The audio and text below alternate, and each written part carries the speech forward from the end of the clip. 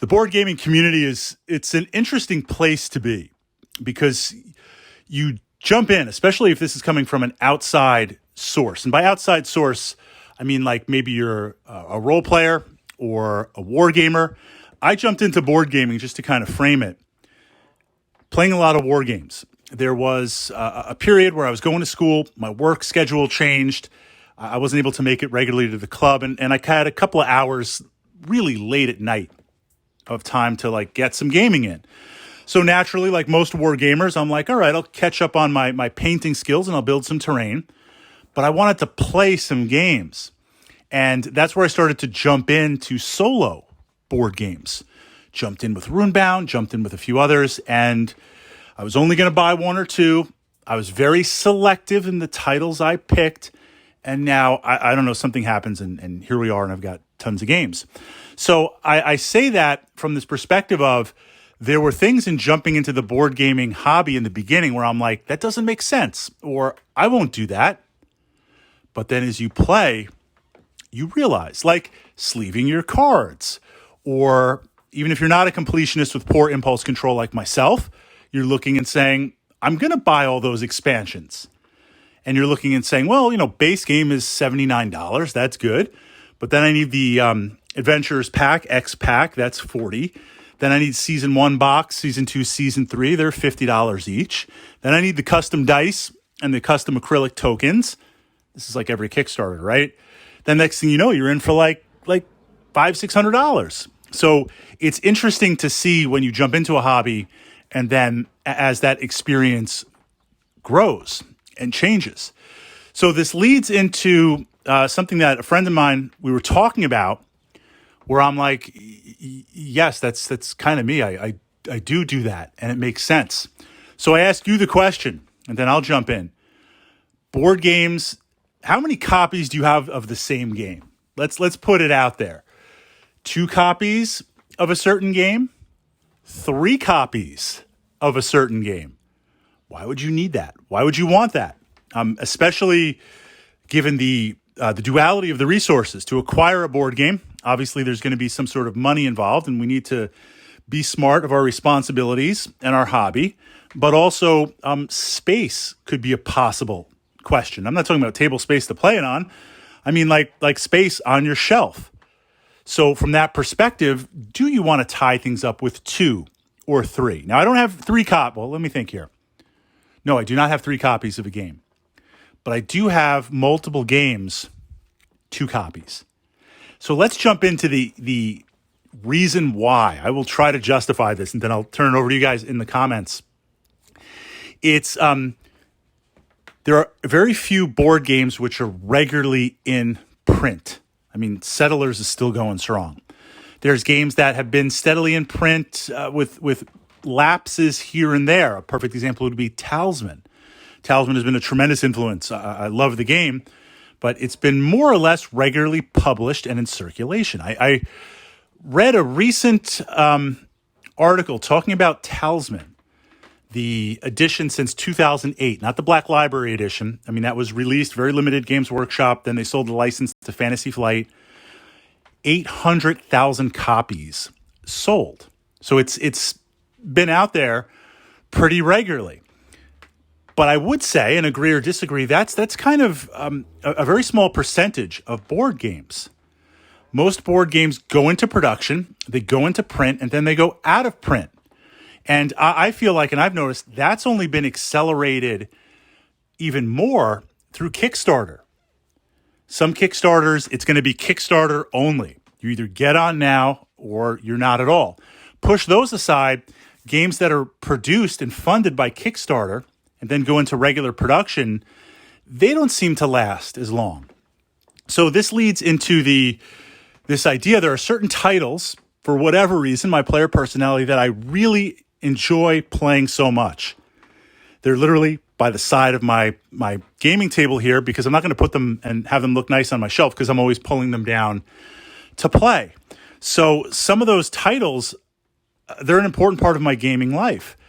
I wanted a second copy because I realized, hey, not only the physical wear, and I do take care of my games as best I can, but tableware, shelfware, shuffling ware, packing, unpacking. It is what it is. So from that perspective, opening boards, folding boards, cards and tokens, even diceware, I realized, hey, I've got to deal with that, and I've got to deal with the potentiality of this game's going to go out of print, and then it's going to be very hard to find. And if I wanted to get that second copy, it's just going to just be crazy with the cost. So up front, I was like, I want to get 2 copies of this game. One to play, one to go into the closet, come out of circulation, and use for that. Then there are certain games also that through play, it's like a subset. Zombicide, Black Plague. Love the game. Won't jump into the tactics. We've talked about the tactics. Push that up to the channel under the board gaming playlist. I bought my first copy of Black Plague. It was the retail. I didn't jump in on the Kickstarter.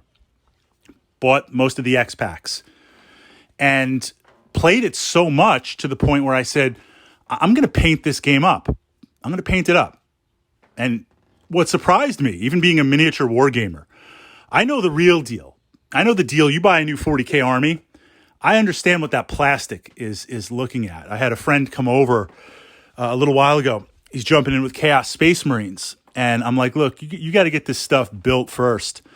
I'll help you paint it, but we got to get this thing built. And we got to get it on the table. So just bring your piles of plastic over and we'll build it.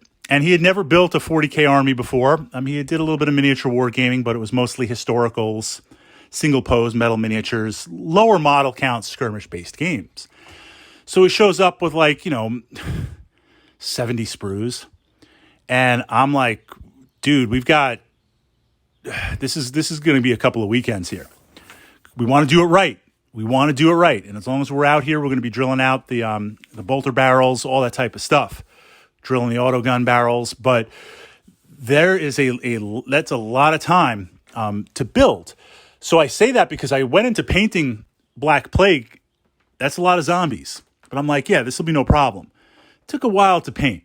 And I'm like, I'm not painting these guys ever again. So I regularly bring this game to play at the club with my friends. It's got shelfware, it's got tableware.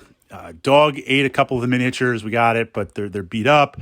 It's got some cards that fell on the floor at some point, even though they're sleeved and they got kicked around. Like it's got character, right? It's got that character to it.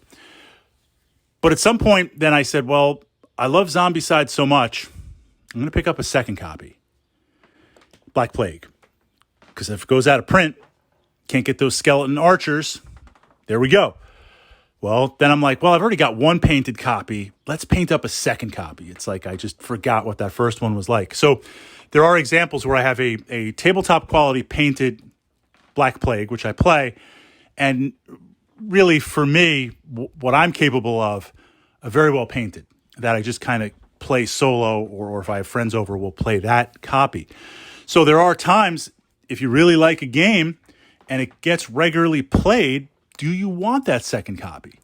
So I'm going to push that out there. There are a few titles that I just really love, I really enjoy. I knew they were going to go out of print at some point, and I'm like, I better pick up 2 copies.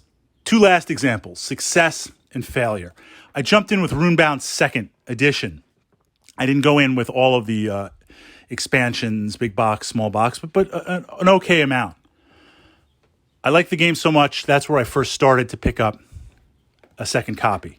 So I've got that ready to go. Runebound 3rd edition, I jumped in extremely late because I was loving 2nd. I jumped in at 3rd at the very end of the life cycle, just when the stuff was still available at reasonable prices, but a little bit hard to find. Couldn't go through Fantasy Flight.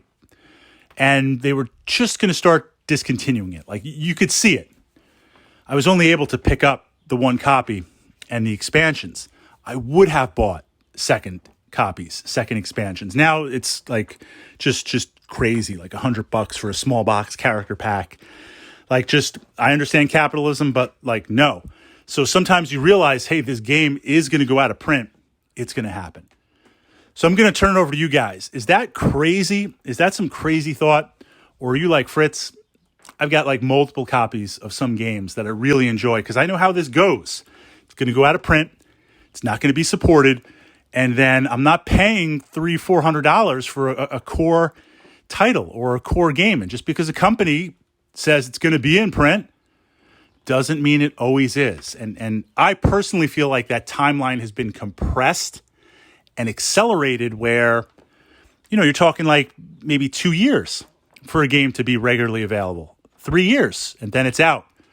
So if you identify it, judging those resources of time and expense, maybe if there's some titles you enjoy, picking them up, especially if you're going to play with a group and it's going to get that regular wear and tear.